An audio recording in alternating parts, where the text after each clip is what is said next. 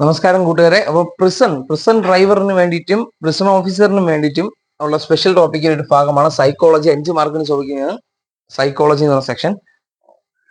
ഇതുകൂടാതെ ചില ഡിഗ്രി പരീക്ഷകൾക്കാണ് ഈ ഒരു സെക്ഷൻ ഉള്ളത്. എന്തുകൊണ്ടാണ് നിങ്ങൾ ഇത് പഠിക്കേണ്ടത്? പിന്നെ പ്രിസൺ ഡ്രൈവറിന്റെ സാധ്യതകളെ കുറിച്ച് നിങ്ങൾ മനസ്സിലാക്കിയിരിക്കണം. ഇപ്പൊ വിളിച്ച ഡ്രൈവറിൽ ഏറ്റവും കൂടുതൽ നിയമനങ്ങൾ നടക്കാൻ സാധ്യതയുള്ള ഒരു ഡ്രൈവറാണ് പ്രിസൺ ഡ്രൈവർ. അതിന്റെ പ്രത്യേകത ഉള്ള ഒരു ഇതാണ്. അതിന്റെ ഫുൾ വീഡിയോ നമ്മൾ ഒരു തവണ ചെയ്തതാണ്. ഞാൻ പറഞ്ഞില്ലേ, ഇപ്പോൾ അതിൽ 13 വേക്കൻസിയാണ് ഇപ്പൊ നിലവിലുള്ളത്. നിങ്ങൾ അതേപോലെ അസിസ്റ്റന്റ് പ്രിസൺ ഓഫീസർ എടുത്ത് നോക്കണം. അതിൽ 43 വേക്കൻസികളാണ് ഉള്ളത്. 49 വേക്കൻസിയാണ് ഉള്ളത്. പക്ഷേ ഇതിൽ പിന്നെ വരുന്ന വേക്കൻസികൾ ഒന്ന് പ്രൊമോഷൻ വേക്കൻസികളാണ്. ഓരോ ഇയറിലും മെയ് മാസം നിങ്ങൾ റിട്ടയർമെന്റ് എടുത്ത് നോക്കുക. അപ്പം ബൾക്ക് 100 അടുപ്പിച്ചുള്ള വേക്കൻസികളാണ് വരുന്നത്. ഇത് 3 ഇയറിലെ ലിസ്റ്റ് ആണ്.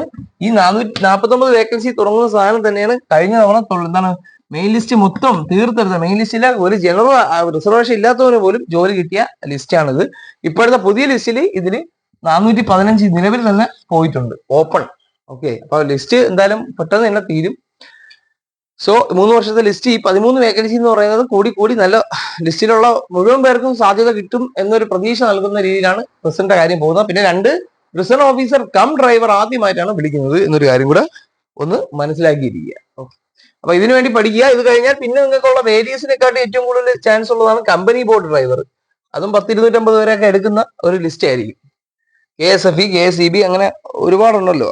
KML, കമ്പനി കോർപ്പറേഷനിലെ ഡ്രൈവറാണ്. വേരിയസ് ഡ്രൈവറിന് വലിയ വേക്കൻസികൾ വരാറില്ല. വേരിയസ് ഡ്രൈവറിലൊക്കെ നമ്മുടെ ക്ലാസ്സുകളിലൊക്കെ 40 റാങ്ക് ഒക്കെ വാങ്ങിച്ചവരുണ്ട്. അവർ വെയിറ്റിംഗ് ആണ്. അവർക്ക് കിട്ടും, പക്ഷെ ഇത്തിരി സമയം എടുത്താൽ ലിസ്റ്റ് തീരുന്നതിന് മുമ്പ് കിട്ടും. അപ്പം ഈ സൈക്കോളജിയെ കുറിച്ച് പഠിക്കാം. അപ്പൊ അതിലെന്താണ് സൈക്കോളജി എന്ന് വെച്ചാൽ, ഫസ്റ്റ് നമ്മൾ ഇതിൽ ആദ്യം പഠിക്കുന്ന പേര് തന്നെ. ഇതിൽ ഏറ്റവും ഇമ്പോർട്ടന്റ് ആയിട്ട് ഒരു പേരുണ്ട്. അയാളെ കുറിച്ചൊരു ക്വസ്റ്റ്യൻ വരാതെ ഒരു ക്വസ്റ്റ്യൻ ഇതിൽ വരില്ല. അതുകൊണ്ട് ഈ പേരൊന്ന് നോട്ട് ചെയ്തിട്ടോ. സിഗ്മണ്ട് ഫ്രോയിഡിനെ കുറിച്ച് ഉറപ്പായും ഒരു ചോദ്യം വന്നിരിക്കും. ഇനി അഥവാ ഞാൻ ഇപ്പോഴേ തന്നെ ഒരു കാര്യം പറയുന്ന ഒരു ഐഡിയ ചെയ്യുന്നു, ഇയാൾ ഓപ്ഷൻ ഉണ്ടെങ്കിൽ അതായിരിക്കും 99% ഉത്തരം. ഇനി നിങ്ങൾക്ക് അറിഞ്ഞൂടാത്തൊരു ക്വസ്റ്റ്യൻ ആണെങ്കിൽ പോലും അത് കണ്ട എഴുതി വെച്ചോളം ഉത്തരം അതായിരിക്കും. ഓക്കെ, ഫസ്റ്റ് നമ്മൾ ഇതിൽ പഠിക്കാൻ പോകുന്നത് ഈ സൈക്കോളജിയുടെ ഒരു 4 തലങ്ങളെ കുറിച്ചാണ്.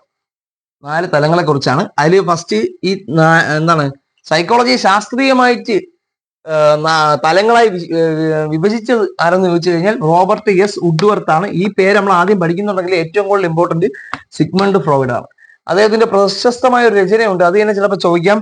സ്വപ്നങ്ങളുടെ വ്യാഖ്യാനം അല്ലെങ്കിൽ ഇന്റർപ്രിട്ടേഷൻ ഓഫ് ഡ്രീംസ് എന്ന് പറയുന്ന ഒരു കൃതി രചിച്ചത് അദ്ദേഹമാണ്. സൈക്കോളജിയിലെ one of the most important person ആണ് അദ്ദേഹം. ഓക്കെ, അപ്പൊ ഇതിന്റെ തലങ്ങൾ 4ആയിട്ട് ശാസ്ത്രീയമായി ഇതിനെ തരംതിരിച്ചിട്ടുണ്ട്. എന്തൊക്കെയാണ്? മനോവിശ്ലേഷണ സമീപനം, വ്യവഹാരവാദം, മാനവികതവാദം, സമഗ്രതാവാദം. ഇതിൽ പെടാത്തത് ഏത് എന്ന് പറഞ്ഞ് ചിലപ്പോൾ ഈ 4 ഓപ്ഷനിൽ 3 തന്നിട്ട് ഒരെണ്ണം വേറെ കൊടുത്തേക്കും. അപ്പൊ ഈ 4 പേരുകൾ ശാസ്ത്രീയമായ അവലോകനം, മനഃശാസ്ത്രത്തെ കുറിച്ചുള്ള 4 പേരുകളൊന്ന് നിങ്ങൾ പഠിച്ചിരിക്കണം. മനോവിശ്ലേഷണ സമീപനം, വ്യവഹാരവാദം, മാനവികതാവാദം, പിന്നെ സമഗ്രതാവാദം. കുറച്ച് പാടാണ് ഇത് സൈക്കോളജി, പക്ഷെ പഠിച്ച 5 മാർക്ക് കിട്ടും. ഏറ്റവും ഷോർട്ടായിട്ട് ഇമ്പോർട്ടൻ്റ് കാര്യങ്ങൾ മാത്രമേ നമ്മൾ പറയത്തുള്ളൂ. ഓക്കെ, ഇനി മാനസിക അപഗ്രഥനത്തിന്റെ ഉപജ്ഞാതാവാരാണ്? ഈ പറയുന്ന സിഗ്മണ്ട് ഫ്രോയിഡ് ആണ്. ഇന്റർപ്രിട്ടേഷൻ ഓഫ് ഡ്രീംസ്, സ്വപ്നങ്ങളുടെ വ്യാഖ്യാനം എഴുതി തയ്യാറാക്കിയ വ്യക്തി. ഇനി വേറൊരാളുകളുണ്ട്, കാൾ യുങ് ആണ് അന്തർമുഖരെന്നും ബഹിർമുഖരെന്നും മനുഷ്യരെ വ്യാഖ്യാനിച്ചത്. ചിന്തകളുടെ അടിസ്ഥാനത്തിൽ ഇൻട്രോവേർട്ട്, എക്സ്ട്രോവേർട്ട്, ഇപ്പൊ 2K കിഡ്സ് ഒക്കെ പറഞ്ഞുകൊണ്ട് നടക്കുന്ന വേർഡ്സ് ആണ് അല്ലേ. ഞാൻ ഇൻട്രോവേർട്ട് ആണ്, അല്ലെ ഞാൻ എക്സ്ട്രോവേർട്ട് ആണ്, അങ്ങനെ പറയൂലേ. അപ്പൊ അങ്ങനെ 2 അന്തർമുഖരെന്നും ബഹിർമുഖരെന്നും പറഞ്ഞ് 2 തരംതിരിച്ചത് കാൾ യുങ് ആണ്. 3 പേരെ ഞാൻ ഇമ്പോർട്ടന്റ് ആയിട്ട് പറയുന്നു. ഇനി മനസ്സിനെ 3ആയിട്ട് തരംതിരിക്കാം. ബോധ മനസ്സ്, ഉപബോധ മനസ്സ്, അവബോധ മനസ്സ്. ബോധ മനസ്സ് എന്ന് പറഞ്ഞാൽ നോർമലായിട്ട് നമ്മൾ ചിന്തിക്കുന്ന നമ്മുടെ ചിന്താഗതികളുള്ള മനസ്സിനെയാണ് ബോധ മനസ്സെന്ന് പറയുന്നത്. ഉപബോധ മനസ്സെന്ന് പറഞ്ഞാൽ ഇതിന് രണ്ടിനും ഇടയിൽ വരുന്ന ഒരു സിറ്റുവേഷൻ. ബോധ മനസ്സിനും അവബോധ മനസ്സിനും ഇടയിലുള്ള മനസ്സിനെയാണ് ഉപബോധ മനസ്സെന്ന് പറയുന്നത്. അവബോധ മനസ്സെന്ന് പറഞ്ഞാൽ ഏറ്റവും ഇമ്പോർട്ടന്റ് എന്ന് പറഞ്ഞാൽ സിഗ്മണ്ട് ഫ്രോയിഡിന്റെ ഏറ്റവും പ്രധാനപ്പെട്ട ഒരു മനസ്സിന്റെ ഘടനയിൽ ഒന്നാണ് ഈ അവബോധ മനസ്സ്. അദ്ദേഹം മനുഷ്യന്റെ മനസ്സിനെ മഞ്ഞുമലയോട് ഉപമിച്ചത് ഈ അവബോധ മനസ്സിന്റെ പ്രത്യേകത എന്ന് വെച്ചാൽ നമ്മുടെ ജന്മസിദ്ധമായ വാസനകൾ വരുന്നത് അവബോധ മനസ്സിലാണ്. നമുക്കുള്ള ചില ആഗ്രഹങ്ങളും കഴിവുകളൊക്കെ ഉണ്ടല്ലോ, അതൊക്കെ അവബോധ മനസ്സിലാണ് വരുന്നത്. ഇനി പ്രധാനപ്പെട്ട ഈഗോ, സൂപ്പർ ഈഗോ. മനസ്സിന്റെ ഘടനയെ കുറിച്ചുള്ള 3 സങ്കല്പങ്ങളാണ് ഇത്, ഈഗോ, സൂപ്പർ ഈഗോ. ഇതെന്തൊക്കെയാണോ നമുക്ക് പഠിക്കാം. അതില് നമ്മള് ജന്മന വ്യക്തിത്വ ഘടകം സൃഷ്ടിക്കുന്നത് ഇതാണ്. ഇത് എന്ന് പറയുന്നത് മനസ്സിന്റെ ഒരു ഘടകമാണ്. ഇത് എന്ന് പറയുന്ന ടേമാണ് മനസ്സിന്റെ നമ്മുടെ ശരീരത്തിലെ ജനനം തൊട്ടുള്ള വ്യക്തിത്വ ഘടനയെ എന്ത് ചെയ്യുന്നത്, കൺട്രോൾ ചെയ്യുന്നത്. അപ്പൊ അത് 3 കൂടെ ഒന്ന് നമുക്ക് പഠിക്കാം. അപ്പൊ ഒരു ജസ്റ്റ് ഒരു ഇൻട്രൊഡക്ഷൻ ആവും. ഓക്കെ, അപ്പൊ ആ 3 കാര്യങ്ങൾ, ഒന്ന് ഇത്, പിന്നെ അടുത്തത് ഈഗോ, അടുത്തത് സൂപ്പർ ഈഗോ. ഇതിൽ നമ്മൾ അഹം എന്ന് പറയുന്ന സെപ്പറേറ്റ് ഒരു കാര്യം കൂടെ പഠിക്കുന്നുണ്ട്.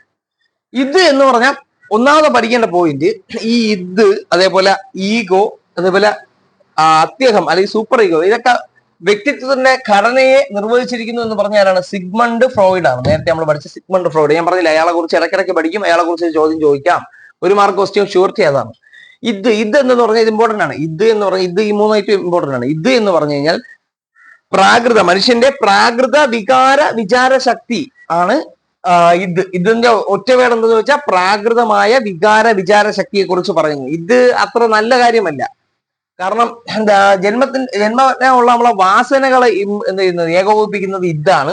അതേപോലെ ലൈംഗിക ആസക്തി, ലൈംഗിക താല്പര്യത്തെ ഉദ്ബോധിപ്പിക്കുന്നത്, അതിനെ ഉത്തേജിപ്പിക്കുന്നത് ഇത് എന്ന മനോവികാരമാണ്. അതേപോലെ ത്വര എന്ന് പറഞ്ഞാൽ എന്താണ്, നമുക്ക് പഠിക്കാനുള്ള ത്വര, കൊല്ലാനുള്ള ത്വര, അങ്ങനെയൊക്കെ പറയൂലേ, അതൊക്കെ വരുന്നത് ഇത് എന്ന മനോവികാരത്തിന്റെ ഘടകമാണ്.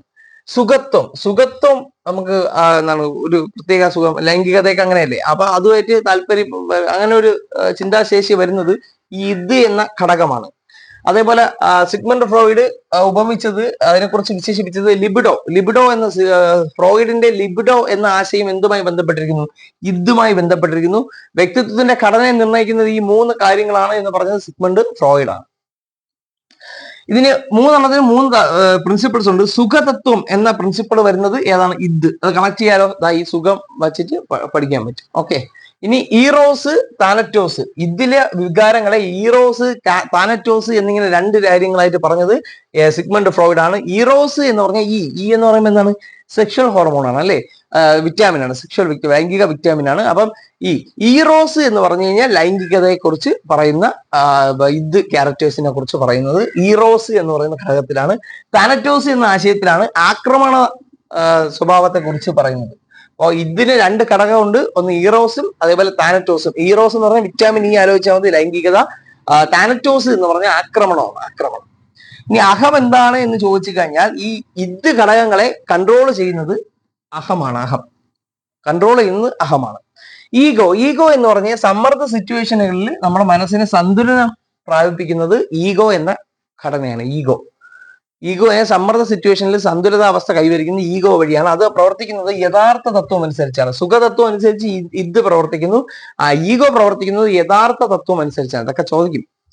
ഇനി മനുഷ്യന്റെ വ്യക്തിത്വ പാലകൻ അല്ലെങ്കിൽ പോലീസ് ഫോഴ്സ്, മനുഷ്യ മനസ്സിന്റെ പോലീസ് ഫോഴ്സ് എന്നൊക്കെ അറിയപ്പെടുന്ന ഏതാണ്? ഈഗോയാണ്. ഇനി അടുത്ത അത്യഹം അല്ലെങ്കിൽ സൂപ്പർ ഈഗോ എന്ന് പറഞ്ഞു കഴിഞ്ഞാൽ ഇതിന്റെ നേരെ വിപരീതമാണ്. ഇതിന്റെ വിപരീതമായി പ്രവർത്തിക്കുന്ന മനസ്സിന്റെ ഘടന ചോദിച്ചു കഴിഞ്ഞാൽ അത് അത്യഹമാണ് അല്ലെങ്കിൽ സൂപ്പർ ഈഗോ. ഇനി നമ്മൾ മനുഷ്യ മനസ്സിന് നന്മയെ പ്രദാനം ചെയ്യുന്നത് സൂപ്പർ ഈഗോയാണ്. അതായത് ശരിയും തെറ്റും ഏതെന്ന് മനസ്സിലാക്കി എടുക്കാനുള്ള കഴിവുണ്ടാക്കുന്നത് സൂപ്പർ ഈഗോ അല്ലെങ്കിൽ അത്യഹമാണ്. സാൻമാർഗിക തത്വം അനുസരിച്ചാണ് ഇത് പ്രവർത്തിക്കുക. അപ്പൊ യഥാർത്ഥ തത്വമാണെങ്കിൽ ഏതാണ്? ഈഗോയാണ്. സാൻമാർഗിക തത്വമാണെങ്കിൽ സൂപ്പർ ഈഗോയാണ്. ഇതിലാണെങ്കിൽ എന്താണ്? സുഖ തത്വമാണ്. ഓക്കെ, ഇതാണ് ഇതിന്റെ ഇൻട്രോ.